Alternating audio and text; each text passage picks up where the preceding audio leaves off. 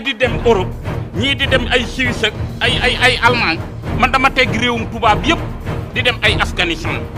ay Israël ay Iran Irak teere Tanzanie. asalaamaaleykum waa SMM Info International nuyu naa leen baax di leen ziar di leen jox seen wàccuwaay bu baax a baax di leen ñaanal jàmm di ko sàkku si yéen di leen balaax di nuyu mbokk yëpp. di wax ni victoire Trump am na koo ko doon laaj ci kaw victoire Trump moom léegi leer na amatul lu ñuy laam-laam ndaxte bu ñu demee ba occidentaux yi d'accord. aussi tamit Kamala Harris mi demoon bay def déclaration mujj bàyyi déclaration bi mu doon def loolu yëpp day tegtal ni ñoom xam nañ baax que ni perte nañ élection yi aussi tamit am na ba si France 24 rek am na ku ma si dégg mu ni ak données yi ak nu mënta demee Donald Trump moom moo gagné actuellement nii ak nu mën a mel ndaxte dangay dégg am démocrate yu naan affaire yi des na affaire yi ndaxte bañ ñoom démocrate yi seen militants yi bi nu suñ doon dajaloo pour préparer feetoog yooyu buñ déggoo résultat yi dañ commencé décoration wu disparaître commencé maanaam tasaaroo daal léegi am ku jël kàddu ni affaire yi des na am na yeneen résultat yu ñu war a xaar mais daal li am solo ba am solo daal mooy que ni am na benn expert électoral bu ni actuellement ni lu mu mënta doon données yi man mu changé Donald Trump dafa renverser élection yi si lu leer nañ ginnaaw loolu nag Vladimir Zelensky moom félicité na ko si victoire bi nga xamante ni am na ko aussi tamit nee na mi ngi xaar ñoom pour ñu waxtaan boo xamante ni dina renforcer entre partenariat stratégique entre Ukraine ak États-Unis Zelensky moom loolu la wax. aussi tamit Macron woo na ko félicité Donald Trump si victoire bi nga xamante ni am na si élection américaine yi. Netanyahu aussi tamit félicité na Netanyahu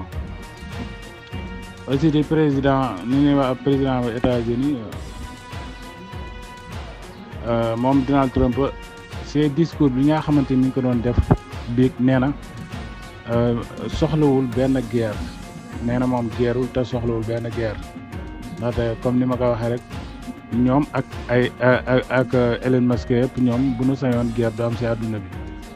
ñoom ndax ñoom ay homme d'affaires lan aussi tamit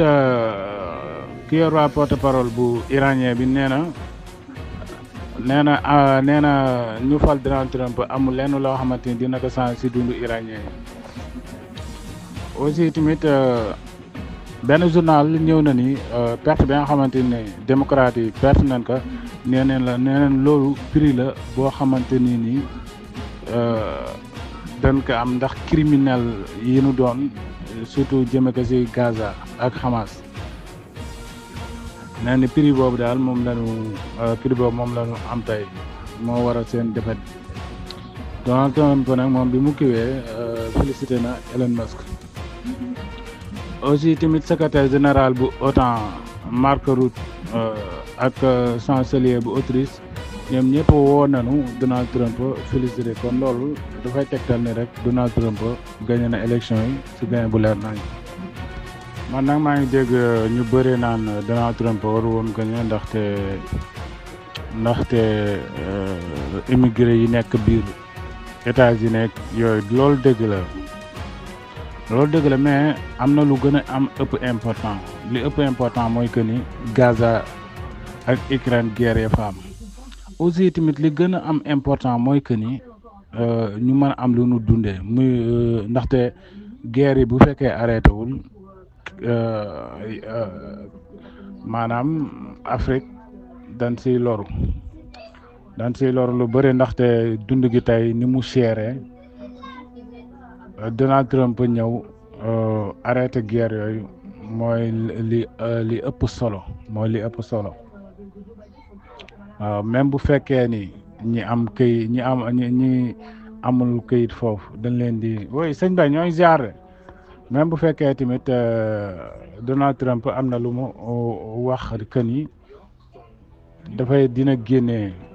ñi nekk biir États-Unis taamun këyit yu leer wala boog ni mu fa duggee jaar si yoon dëgg la loolu dina metti si ñooñu mais tamit li ëpp solo ba ëpp solo mooy que ni dund gi wàññeeku te guerre yi bu arrêté wul dund gi du masa wàññeeku dafay gën a yokk te démocrate yi tey bu nu gañe woon élection yi bu boobaa mën nañ wax ni dund gi mën na gën a yéeg fi mu yem ni mën na ko gën a yokk ndaxte ñoo ngi doon jëm si guerre mondiale ndaxte am na démb rek démb xam barki dem États-Unis def na test nucléaire pour wax la ñoom ñoo ngi doon préparé pour dugg si 3e guerre mondiale aussi tamit OTAN fan yi passé France renforcé woon na côté Roumanie boobu di préparé pour wër ndombo Russie te loolu yëpp fi mu ni jëmee woon baaxul waaw li am solo ba am solo daal mooy que ni àdduna bi nekk si dal ku nekk mën a dund sa dund te ku nekk xam na ni Donald Trump loolu mooy philosophe mooy que ni moom xalaatul di téel kenn sécurité am waaw aussi tamit beneen bi stop mooy que ni lu jëm si wàllu Jérusalem bi comme capitalu Israël bi mu jëloon yóbbu ko Jérusalem man sama xel mu gàtt mooy que ni da ko defoon pour politique pour mu mën a am 2e mandat far yàlla def mujj ko am ndaxte des fois politicien dana def loo xamante ni pour intérêt personnel am moo tax mu koy def. beneen jàng bi ñuy def rek mooy que ni si conflit yi nga xamante ni moo amoon comme conflit Ukraine bi man leeroon na ma ne États-Unis seen président yi fi nekk ni mënuñu arrêté guerre bi ndaxte dugg nañ si ba pare bu fekkee dañ ko arrêté loolu défaite la si États-Unis te il fallait que keneen ñëw mën a résoudre problème boobu ba tax na loolu yëpp mën nañ ko jàppee comme stratégie politique te aussi démocrate yi ñoom démocrate yi ñoom xamoon nañ bu baax que ni ñoom pour ñu gagner élection yi lu jafe lay doon bien vrai que ñoo ëpp influence ñoo ëpp aussi journalistes yi li ñu leen doon jàppalee baax na mais teewul malgré que ni leen doon diaboliser ak di leen yëkkati di leen teg fu nu àggul électoral mooy lépp ndaxte nit ki mën na wax ba mar mais teewul bu vote jotee fa la lépp di xewe bu si mel ne Viktor Orban ki premier ministre bu Hongrie Viktor Orban gisoon ngeen ko ci suba ma dugal ko mooy que ni moom dafa direct la doon seetaan élection yi direct la doon seetaan élection yi comme citoyen bu américain ndax moom yàgg nay wax ni Donald Trump bu yéegee rek affaire yi mën na changer ba tax na moom bi mu ko félicité nee na victoire Trump bi dana nekk loo xamante ni lu baax la si monde entier si adduna bi yëpp victoire bi nga xamante ni moom Viktor Orban moom Trump am na ko aussi tamit ministre bi yor wàllu affaires étrangères bu Hongrie ñu naan ko Eserto moom dafa déclaré ni victoire élection américain yi dana augmenter chance pour ñu régler problème yi nga xamante ni comme problème Ukraine bi victoire bi kii am Eserto li mu wax mooy que ni victoire bi Trump am dana tax dana yombal pour waxtaan mën a am diggante États-Unis diggante Russie ak Ukraine. partisan wu Kamala Harris ñoo nekk noonu ginnaaw bi nu xamlee ni Kamala Harris mujj na suspendre discours bi nga xamante ni waroon na ko def tey ñoom nag si la ñu xam ni ñoom kat kon perte nañu élection yi nga gis leen noonu ñuy jooy boo fekk na beneen wàll ga ñu Donald Trump ñoom ñoo ngay feetu moom nag Donald Trump ku nekk xam na ni Kennedy Junior moom la doon jàppale ba tax na bi après victoire bi génn na félicité Donald Trump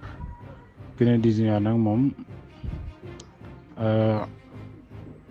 dañ ko ki nangulul woon pour mu participer ci élection yi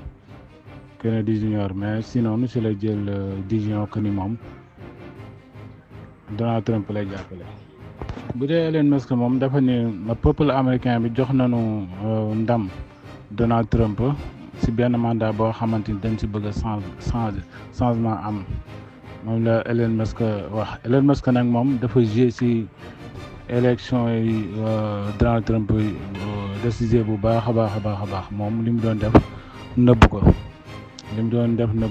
te xam naa ni moom ku am fit la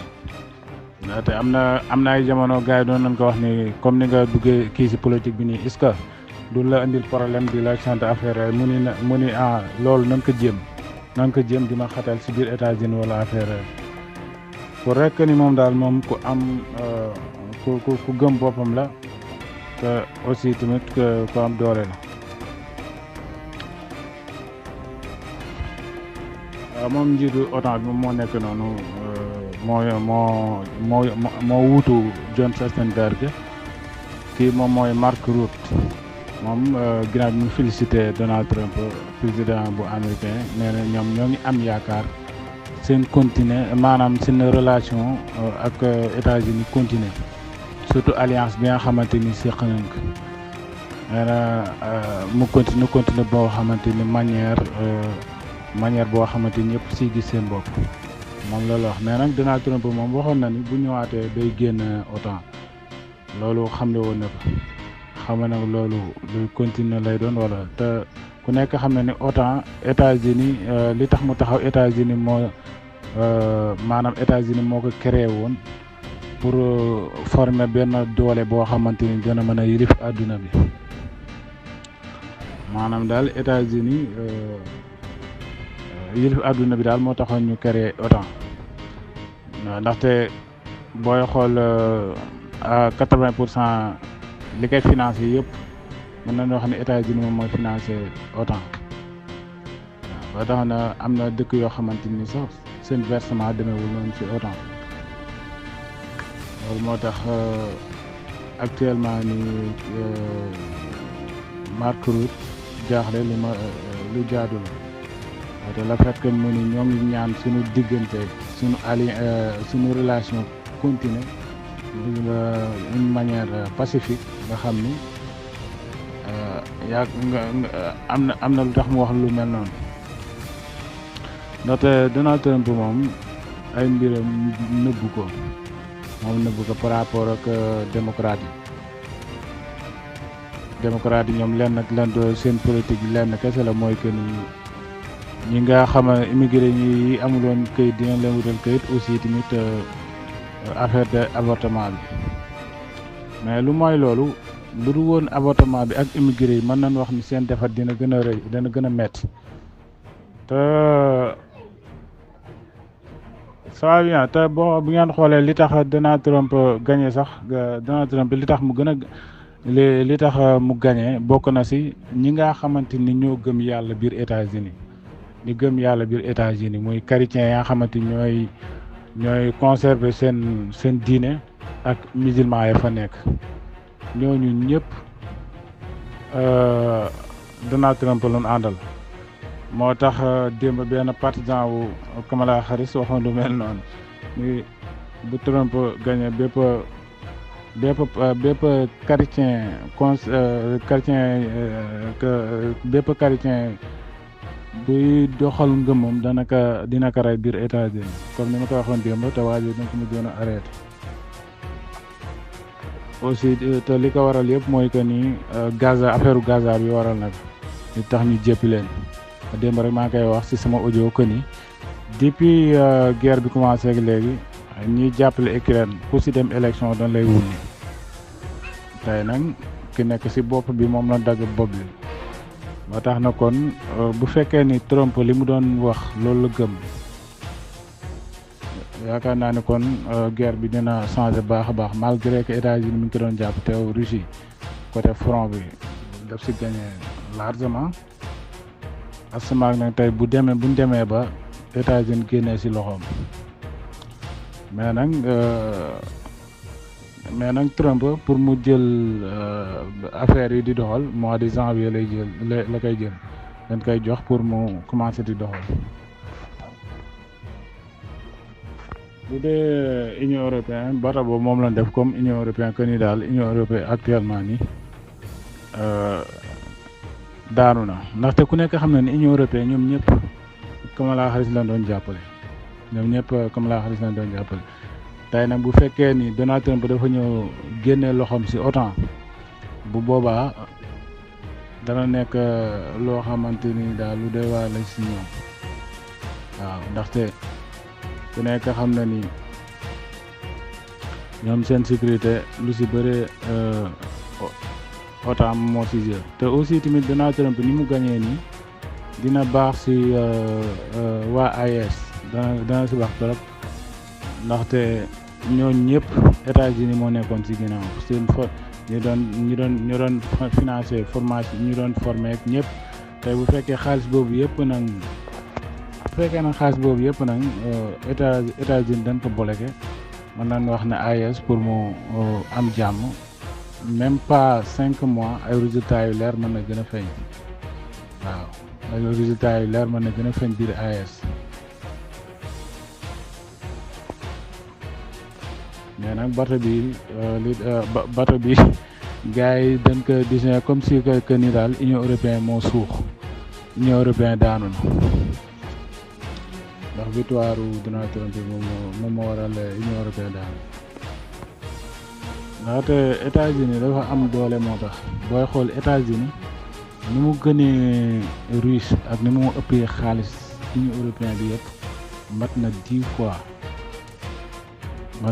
10 fois que li mu ëpp xaalis Union européenne loolu moo tax Union européenne doon wéeru seen kaw tey nag bu fekkee ni wéeru boobu ki doon wéeru seen kaw def ñu leen kat mënatuma leen gàddu bu boobaa waxuma la daanu waaye li doon wax ci histoire naan dina dem ba tubaab yi ñëw Afrique pour di wut liggéey boo moytul loolu dañ leen ci fekk.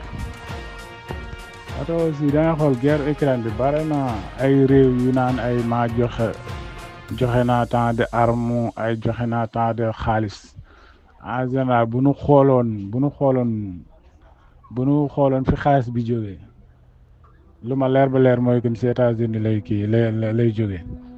ndaxte même en général da nga xool ñi amul dëkk ya nga xamante ne dañu ñàkk sax da ngay dégg ñu naan joxe nañ tant de millions ay tant de milliards loolu yëpp boo xoolee si boo xooloon boo buñ toppoon affaire bi yëpp fa mu jógee mooy que ne États-Unis moom moo leen ko jox gratuitement pour ñu joxe ko rek seen tur ba si armée yi ay F-16 yi ngay dégg ñu naan ay Hollande ko joxe ak F-16 yi ngay dégg ñu naan ay Allemagne ko joxe ak yooyu yëpp ak ay Belgique ak yooyu yëpp boo xoolee ba si biir États-Unis moom moo leen ko jox ñu jox ko Ukraine ndax États-Unis bëggu si feeñ yooyu yëpp ay xeetu politique la yoo xamante ne nii ñoom dañ koy def ndaxte koo xamante am na loo xamante ni yanuwul maanaam balaa kenn di joxe ay F-16 yaakaar naa ki la ëpp doole fuuf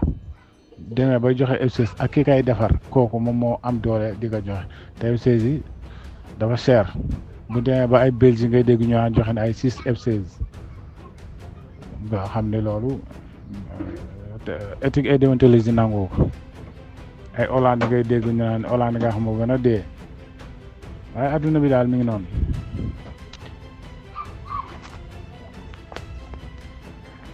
ba tey rek si jàngat yaa xamante ñoo koy def mooy que ni Maria Zakharova dafa moom porte-parole bi yor wàllu ministre bi yor wàllu affaires étrangères bu Russie moom dafa ni Macron dafa féliciter Donald Trump si victoire bi nga xamante ni am na ko mais Macron si boppam si veillu élection yi moom déclaré ni xam na bu baax que ni Donald Trump du nekk président wu États-Unis nee na Macron wax na lool ba pare tey mu wàññeeku naan day féliciter Donald Trump maanaam Maria Zakharova daal dafa bëgg wax ni ñoom victoire bi Donald Trump am ñoom occidentaux yi daf leen bett xalaatuñ ko woon.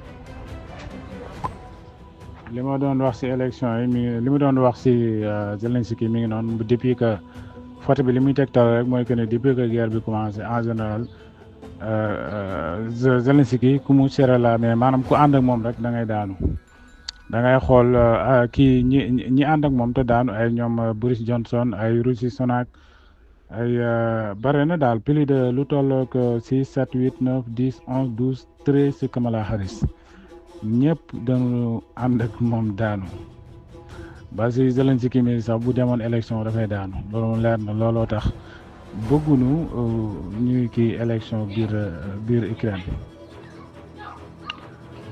croix yi nga gis ñi ñëpp ay président la ñu woon te duñ mujj daanu